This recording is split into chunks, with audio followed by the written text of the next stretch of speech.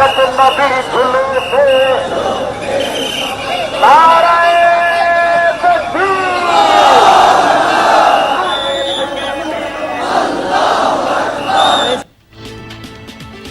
যথাযথ ধর্মীয় মর্যাদায় উদযাপিত হচ্ছে পবিত্র ঈদে মিলাদুন্নবী। সারা দেশে বর্ণাঢ্য জশ্নে জুলুস, মুসল্লিদের ঢল। প্রিয় রাসূলের আদর্শ যেন সব জায়গায় প্রতিষ্ঠিত করতে পারে, এই জন্য মাননীয় সরকার মহোদয়ের কাছে আমরা আবেদন জানাবো। ওলি আল্লাহ যারা আছে, আল্লাহ পাক বলছেন কোরআনে, যারা মৃত্যুবরণ করে না, এই কারণে আমরা মৃত্যু দিবস পালন করি না, আমরা জন্ম দিবসকে পালন করি।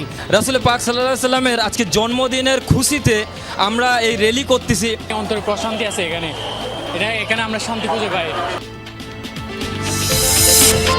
মেহেরপুরে বাড়িতে ঢুকে সাবেক স্ত্রীর ওপর যুবকের হামলা, গুরুতর আহত স্মৃতি আক্তারের এক হাত বিচ্ছিন্ন, মেয়েকে বাঁচাতে গিয়ে বাবা মাও আহত। চুয়াডাঙ্গায় তুলা চাষের প্রণোদনা নিয়ে ৯-৬, বঞ্চিত প্রকৃত চাষিরা, বিতরণ করা উপকরণ ও অর্থপ্রাপ্তি নিয়েও বিস্তর অভিযোগ। অফিসার এসছে, সে কারোর সাথে কোনো দেখাও করে না, কিছুই না। আমরা কোন মাঠে লাগাবো, কি বীজটা লাগাবো, কোন বীজ এসছে, এগুলো সে কিছুই বলেন। সরকার তো ঠিকই দেয় তুলা চাষিদের জন্য, কিন্তু যারা অফিসার যারা তারা তো সুযোগ সুবিধা আমাদের সম্পূর্ণটা দেয় না। সার সংকটে বাড়ছে কৃষকের ভোগান্তি, অসাধু ব্যবসায়ী ও ডিলারদের কারসাজির অভিযোগ, সরবরাহে কোনো ঘাটতি নেই দাবি কৃষি বিভাগের। টাকা দিয়েও পাওয়া যায় না, 40-50 টাকা সারের কেজি, প্রতিটা সারের কেজি হইতেছে।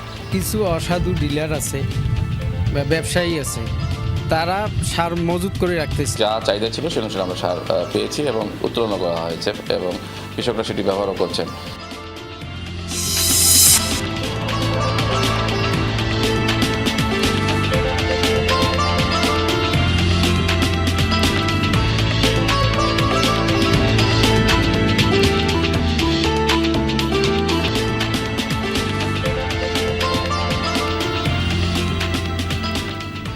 দর্শক আমন্ত্রণ, সংবাদ সারা দেশে আপনাদের সাথে আছি আমি রাহেলা জ্যোতি। এতক্ষণ শিরোনাম দেখছিলেন, এবার থাকছে পুরো খবর।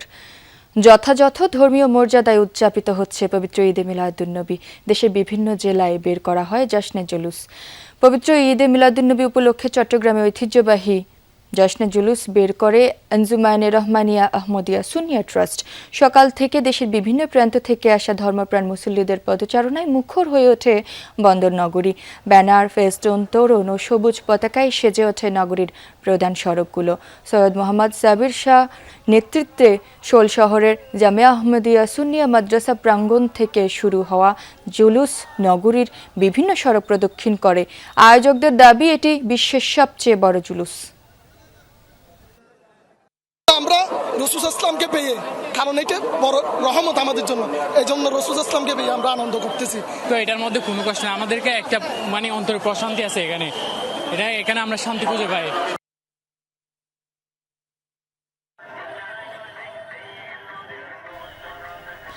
কক্সবাজার শহরে সুন্নিয়া মাদ্রাসা থেকে বের হয় জশ্নে জুলুস। সকালে এলাকার কবর জিয়ারতের মাধ্যমে শুরু হয় আনুষ্ঠানিকতা।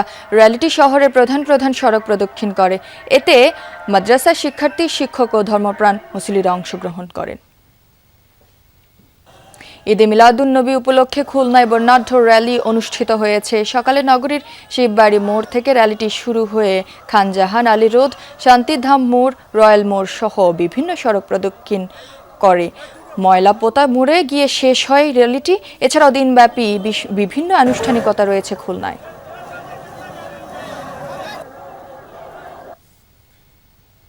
সকালে সিলেটের হযরত শাহজালাল রহমতুল্লাহি আলাইহি জশ্নে জুলুস বের করে গাউছিয়া কমিটি। র্যালিটি নগরীর বিভিন্ন সড়ক প্রদক্ষিণ করে। র্যালিটিতে অংশ নেন বিভিন্ন মাদ্রাসার শিক্ষার্থী ও রসুল প্রেমীরা। এ সময় তারা বলেন, বর্তমানে বিশ্বব্যাপী যে বিশৃঙ্খলা চলছে তা উত্তরণে হযরত মুহাম্মদ সাল্লাল্লাহু আলাইহি ওয়াসাল্লামের আদর্শকে ধারণ করতে হবে।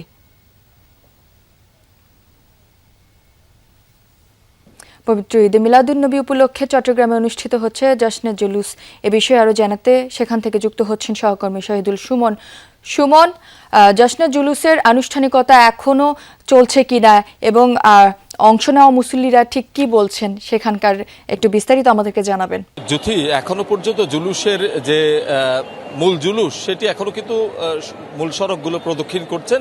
সেটি সকাল 9টায় জামিয়া হামিদিয়া সুন্নিয়া মাদ্রাসা থেকে আসলে বেরিয়েছিল এবং সেটি নগরীর বেশ কিছু গুরুত্বপূর্ণ সড়ক আসলে প্রদক্ষিণ করেছে। সেটি 1600 স্টেশন, মুরাদপুর, জিসি, ওয়াসা, টাইগার পাস হয়ে কিন্তু সেটি আবার জামিয়া আহমেদিয়া সুন্নিয়া মাদ্রাসার যে আলমগীর খানকা শরীফ রয়েছে সেখানে গিয়ে শেষ হওয়ার কথা রয়েছে। তবে এখনো পর্যন্ত আমরা দেখছি যে মূল যে জুলুস, যে সাবির শাহর নেতৃত্বে যেটি আসলে শুরু হয়েছিল সেটি এখনো পর্যন্ত মুরাদপুর ক্রস করে সেটি কিন্তু আবার জামিয়ার দিকে এখনো পর্যন্ত ঢুকেনি। অর্থাৎ সেটি এই জায়গায় আসতে আরও কিন্তু ঘণ্টাখানেক সময় লাগবে। অর্থাৎ যে লাখো মুসল্লি কিংবা লাখো ধর্মপ্রাণ মুসল্লি, নবীপ্রেমী যারা অংশগ্রহণ করেছেন তারা কিন্তু মূল সড়ক পেরিয়ে কিন্তু আশেপাশের সড়কগুলোতে অবস্থান করছে। ফলে এই যে মূল জুলুস সেটি কিন্তু আসলে খুব ধীর গতিতে মূল সড়কগুলো প্রদক্ষিণ করছেন এবং সেটি কিন্তু আরও প্রায় ঘন্টা বা ব্যাপী আসলে মূল সড়কগুলোতে আসলে থাকবে। আপনারা দেখছেন এখনো পর্যন্ত লাখো মানুষ এখনো পর্যন্ত কিন্তু মুরাদপুর এলাকায় রয়েছে। সুন্নিয়া মাদ্রাসার দিকে তাদের যে গন্তব্য সেটি তারা যাচ্ছেন, দুপুরে নামাজ পড়বেন, পরবর্তীতে বিকেলে সন্ধ্যায় নানা আনুষ্ঠানিকতা রয়েছে। যারা জুলুস আয়োজন করছে তারাও আসলে বলছেন যে 1974 সাল থেকে যে জুলুস তারা শুরু করেছে সেটি এখনো পর্যন্ত অব্যাহত রয়েছে এবং এবার 75 লাখেরও বেশি মানুষ জুলুসে অংশগ্রহণ করবে এবং এখান থেকে পুরো মুসলিম বিশ্বকে ঐক্যবদ্ধ থাকার যে বার্তা এখান থেকে আসলে ছড়িয়ে দেওয়া হচ্ছে এবং সবাইকে ঐক্যবদ্ধ থাকার কথাই আসলে এখানকার আয়োজকরা বলছেন। জ্যোতি। সুমন, আপনাকে ধন্যবাদ। মেহেরপুরে বাড়িতে ঢুকে সাবেক স্ত্রীকে কুপিয়ে গুরুতর আহত করেছে এক যুবক। বিচ্ছিন্ন হয়ে গেছে আহত স্মৃতি আক্তারের এক হাত। মেয়েকে বাঁচাতে গিয়ে জখম হয়েছেন বাবা মাও। গতরাত 1:30টার দিকে সদরের হোট বাজার এলাকায় এই ঘটনা ঘটে। স্বজনরা জানায় প্রথম স্বামীর সাথে ডিভোর্স হওয়ার পর পরিবারের অমতে দ্বিতীয় বিয়ে করেন স্মৃতি। দ্বিতীয় স্বামী সায়নের সাথেও কিছুদিন আগে ডিভোর্স হয় তার। গতরাতে সায়ন স্মৃতির বাড়িতে ঢুকে হামলা চালায়। ধারালো অস্ত্রের আঘাতে এক হাত বিচ্ছিন্ন হয়ে যায় স্মৃতির। তার চিৎকার শুনে বাবা মা এগিয়ে এলে তাদেরকেও কুপিয়ে আহত করে সায়ন। স্মৃতির অবস্থা গুরুতর হওয়ায় তাকে ঢাকা মেডিকেলে ভর্তি করা হয়। অভিযুক্ত সায়নকে আটক করেছে পুলিশ। সম্ভাব্য সায়ন যে সমস্ত আত্মীয় স্বজনের নানা বাড়ি, খালা বাড়ি, বন্ধু বান্ধব, বোন বাড়ি বিভিন্ন জায়গায় অভিযান পরিচালনা করাকালে অদ্য সকাল 7:00 সময় আমরা মল্লিকপাড়া একটা বাগান থেকে সায়ন আহমেদকে গ্রেপ্তার করতে সক্ষম হই। কৃষি নির্ভর চুয়াডাঙ্গা জেলা। সরকারি খাতা কলমে তুলা এই অঞ্চলে সাদা স্বর্ণ হিসেবে পরিচিত। তাই তুলা উৎপাদন বাড়াতে প্রতি বছরই বাড়ছে তালিকাভুক্ত চাষির সংখ্যা ও বরাদ্দ। খাতা কলমে প্রায় 3 কোটি টাকার বীজ, সার ও কীটনাশক তুলা চাষিদের হাতে যাবার কথা থাকলেও মাঠ ঘুরে দেখা গেছে ভিন্ন চিত্র। বিতরণ করা উপকরণ অনেকেরই কাজে আসছে না। তালিকা তৈরিতেও হয়েছে অনিয়ম। চলতি মৌসুমে 3,300 চাষির তালিকা ধরে আমরা খুঁজে পেয়েছি বেশ কিছু অনিয়ম আর জালিয়াতি। সহকর্মী নাফিজ আহমেদের ছবিতে জিসান আহমেদের প্রতিবেদন। সরকারি নথির প্রথম প্লট। কৃষকের নাম জয়নাল আবেদিন, ছেলের নাম জামিরুল ইসলাম। কাগজে স্পষ্ট লেখা এই দুটি প্লটেই হচ্ছে তুলার চাষ। তবে সরেজমিনে গিয়ে পাওয়া যায় ভিন্ন চিত্র। তুলার গাছ নেই, বাতাসে দুলছে লাউয়ের ডগা ও ঝালমরিচের সবুজ গাছ। গত বছর তুলো বেচে শেষে এখানে যে অফিসার ছিল বলে তালিকা দিয়ে গেলে তার সার্ভিস সরকারতে দেবে, আর যদি তালিকা আগে না দাও তাহলে তখন আর হবে না, বলে কিনতে হবে। এই বছর ওই অফিসার বদলি হওয়ার কারণে আমি তুলো লাগাই। এখানেই শেষ নয়, দ্বিতীয় প্লটে গিয়ে দেখা যায় কৃষক নজরুল ইসলাম পাট কেটে ভুট্টা আবাদের প্রস্তুতি নিচ্ছেন। আর তৃতীয় প্লটে কৃষক নাজমুলের জমিতে বাণিজ্যিকভাবে চাষ হচ্ছে ধান। একের পর এক প্লট ঘুরে দেখা গেল নথির সাথে বাস্তবের কোনোই মিল নেই। এবছর আমার তো চাষ নেই, গতবার ছিল, তার আগের বছর মানে বলছি না এর আগে ছিল। এবার কি করবেন? এবার আমি ভুট্টা করবো, আমি তুলা আর করবো না। বীজ সার এগুলো ফ্রি দেয়, ওনারা বলতে চাচ্ছে এখন তুলা আগে লাগাও, আগে লাগানোর পরে সার পরে দেওয়া হবে। নতুন অফিসার এসছে, সে কারোর সাথে কোনো দেখাও করে না, কিছুই না। আমরা কোন মাঠে লাগাবো, কি বীজটা লাগাবো, কোন বীজ এসছে, এগুলো সে কিছুই বলে না। অথচ তাদের তুলার বীজ, সার, কীটনাশক বাবদ জন প্রতি দেওয়া হয়েছে 8,000 টাকার উপকরণ। জমিতে ধান, ভুট্টা, মরিচের চাষ হলে প্রণোদনার উপকরণ তাহলে গেল কোথায়? তিনি কৃষকই জানান কিছুই পাননি তারা। শুধু আন্দুলবাড়িয়া ইউনিট ঘুরেই অন্তত 100 কৃষকের সন্ধান মিলেছে যাদের নামে বরাদ্দ হয়েছে প্রণোদনার উপকরণ, কিন্তু বাস্তবে সব শূন্য। যারা তুলা চাষ করেনি কিন্তু তালিকাতে নাম আছে, এই প্রণোদনার মালগুলো যাবে কোথায়?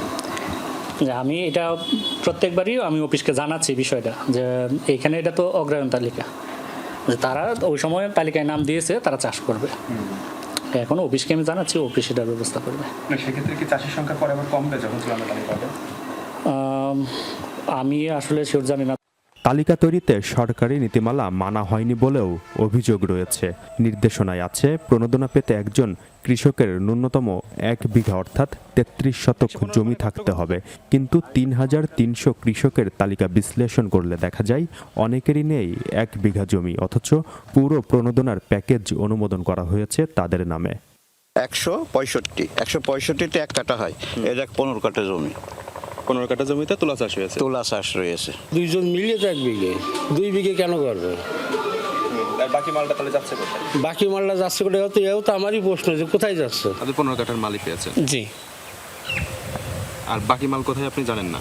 না, এটা আমি শিওর না। সরকার তো ঠিকই দেয় তুলা মানে চাষিদের জন্য, কিন্তু যারা অফিসার যারা তারা তো সুযোগ সুবিধা আমাদের সম্পূর্ণটা দেয় না। উপকরণ যে 1 বিঘা কম করবে ওইটা তো আমি দিচ্ছি না, আমার হাত দিয়ে যাচ্ছে না। কিন্তু কথাকে বোঝাতে পারছি, এইটার উত্তরটা ইউনিট অফিসারদের কাছ থেকে নিলে সবথেকে বেস্ট হবে। এই অনিয়মের গভীরতা আরও গভীরে। তুলা চাষিদের দক্ষতা বৃদ্ধি ও আধুনিক চাষাবাদ দেখাতে তৈরি হয় প্রদর্শনী প্লট। সেই বরাদ্দেও রয়েছে জালিয়াতির অভিযোগ। সরকারি নিয়ম অনুযায়ী আদর্শ কৃষকদের নির্বাচন করে প্রদর্শনী প্লট দেওয়ার কথা, যেখানে নিয়মিত বরাদ্দ 8,000 টাকার বাহিরে সরকারি সাইনবোর্ড, শ্রমিক ও সেচ খরচ হিসাবে মোট 16,000 টাকা দেওয়া হয় প্লট প্রতি। কিন্তু এক্ষেত্রেও দেখা যায় ভিন্ন দৃশ্য। গেল মৌসুমে তালিকাভুক্ত চাষি আকবর আলীর ক্ষেতেই বসানো হয়েছিল প্রদর্শনী প্লটের সাইনবোর্ড, যেখানে আবার তার স্ত্রী আঞ্জুমান আরার নাম। অথচ আদর্শ চাষি দেখিয়ে এই কৃষকের সার, বীজ, কীটনাশক দেয়া হলেও দেয়া হয়নি নগদ টাকা। এই টাকা পাননি অন্য চাষিরাও। সার বীজ পাইছে কিন্তু টাকা পাইনি, তা টাকা দেয় কিন্তু তা জানিনি। তো হাফ বস্তা ইউরিয়া, 1 বস্তা পটাশ, 1 বস্তা ফসফেট, আর ওই কীটনাশক দেয় না, নগদ টাকা দিই। সার বিষ এই তাছাড়া তো আর কিছু নাই, খালি সার মাটিগুলা। না না, নগদ টাকা একটাও পাইনি। প্রদর্শনী পেলাম পটাশ, সার, ফসফেট, জৈব সার, ইউরিয়া আর কীটনাশক, বালাইনাশক, বৃষ্টি, সেগুলো সব পাইলাম। নগদ টাকা পেয়েছি না। কৃষি অর্থনীতিবিদদের মতে কৃষি প্রণোদনার উদ্দেশ্য শুধুই উপকরণ বিতরণ নয়, উৎপাদন বাড়ানো নিশ্চিত করা। সরকার যখন ভর্তুকি বা প্রণোদনা দেয় তখন কিছু নিয়ম কানুন বেঁধে দেয়। কারা প্রণোদনা পেতে পারে তার জন্য কিছু ক্রাইটেরিয়া নির্ধারণ থাকে।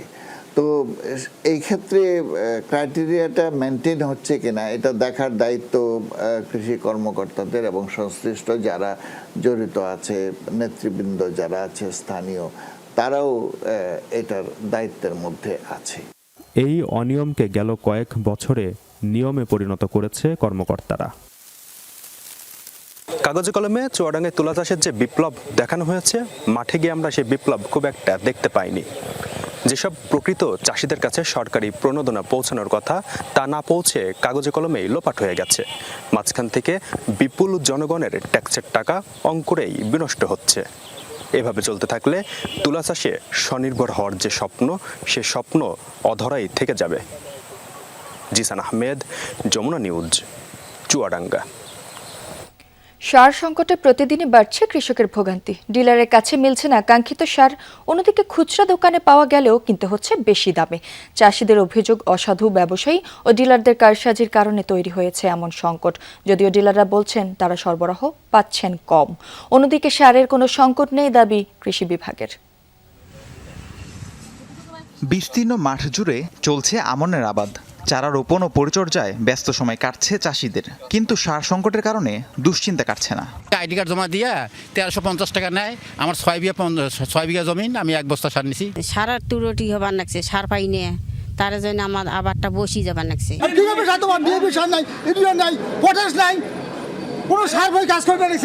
সার বেগরে খেত নষ্ট হয়ে যেতে আছে, সার পাইতে আসি না, নাইন ধরে সার নেওয়া তো ফিরে ফিরে মারামারি।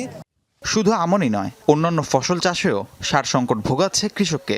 ডিলারের কাছে দিনের পর দিন ধর্ণা দিয়েও কাঙ্ক্ষিত সার পাচ্ছেন না তারা। বাধ্য হয়ে অনেকে বেশি দামে সার কিনছেন। কেউ আবার বাড়তি টাকা দিয়েও সার পাচ্ছেন না। এদিকে সময় মতো জমিতে সার না দেয়ায় গাছে দেখা দিয়েছে বিভিন্ন রোগব্যাধি। দাম বেশি, আবার সিরিয়ালে থাকুন নাগে, এক সপ্তাহ দেরি করা, নানান ধরনের বাহানা টানা এই ধরনের কথাবার্তা বলে। সার মোটামুটি পাওয়া যায়, কিন্তু দামটা একটু বেশি। এবার ইউরিয়া সার 150 টাকা ধরা নিছে, পটাশ 150 টাকা, বিষ যেটা দিছিল 20 টাকা, সেটা হয়েছে 50 টাকা 100 টাকা। সবজি গাললেও সার নাগে, তারপরে মনে করে রোয়াজ ধান ক্ষেত বাড়ি তো সার নাগে, আমরা তো দাম দিয়েও পাচ্ছি না। কৃষকদের অভিযোগ, অসাধু ডিলাররা সার মজুত করে কৃত্রিম সংকট তৈরি করছেন। সরকারের ভাবমূর্তি ক্ষুণ্ণ করতে এমন কারসাজি চলছে বলেও দাবি করেন অনেকে। ডিলারের কাছে গেলে তো পাই না, ওরা বলে সার আমার কাছে নাই, শেষ হয়ে গেছি, আগে এসে এখন করতে দেই। এখন খুচরা দোকানের কাছে ওখানে পাওয়া যায়, ওরা একটু দাম বেশি নেয়। পাওয়া যায় না, টাকা দিয়েও পাওয়া যায় না। 40-50 টাকা সারের কেজি, প্রতিটা সারের কেজি ওই কেজি।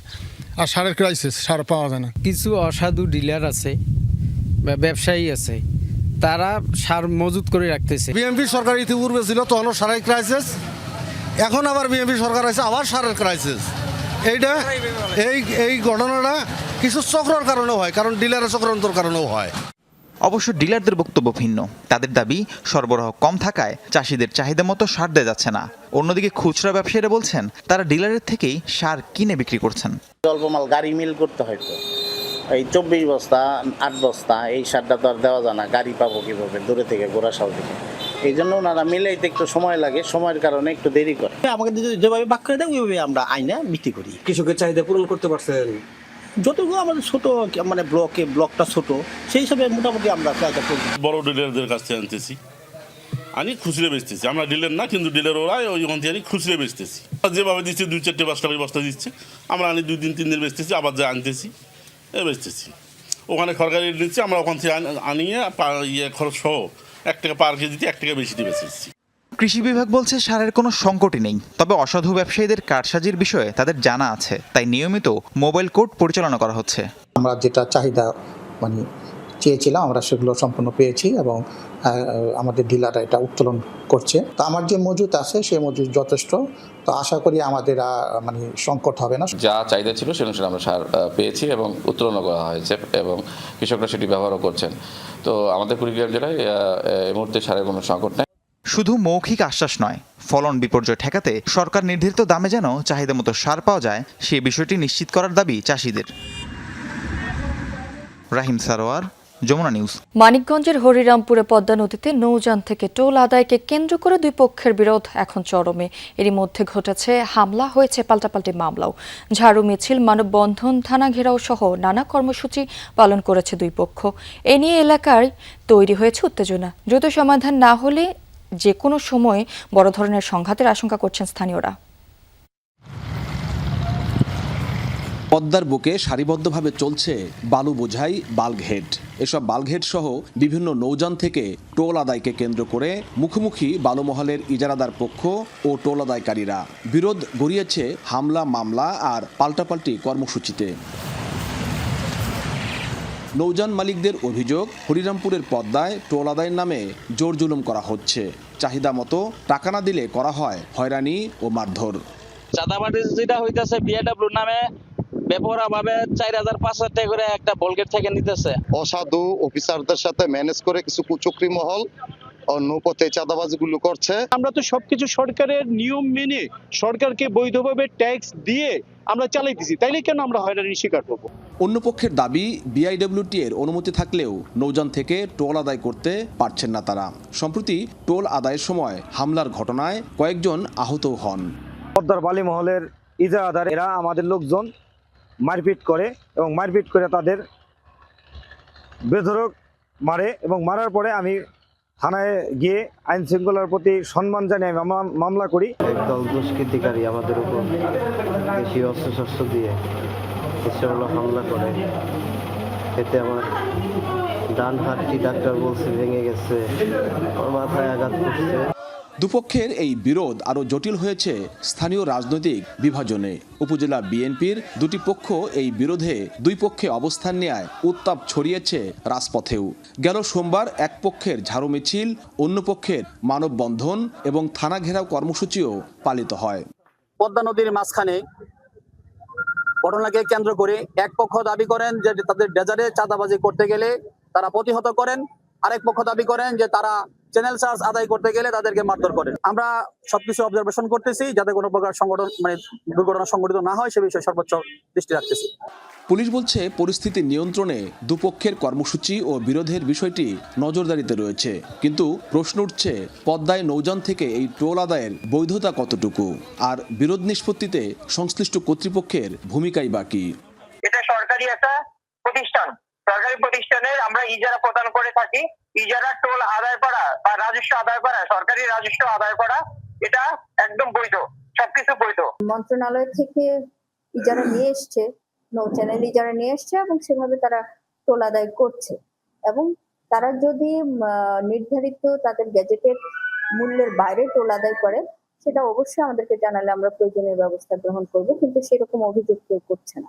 পদ্মার বুকে টোল আদায়কে ঘিরে দুই পক্ষের এই মুখোমুখি অবস্থান শুধু বিরোধে সীমাবদ্ধ নেই, ছড়িয়েছে রাজপথেও। তাই বড় ধরনের সংঘাতের আগেই এর স্থায়ী সমাধান চান স্থানীয়রা। B M Khorshed, Jamuna news, Manikganj. দর্শক, এ ছিল সংবাদ সারা দেশের এখনকার আয়োজনে। যারা সাথে ছিলেন সবাইকে ধন্যবাদ।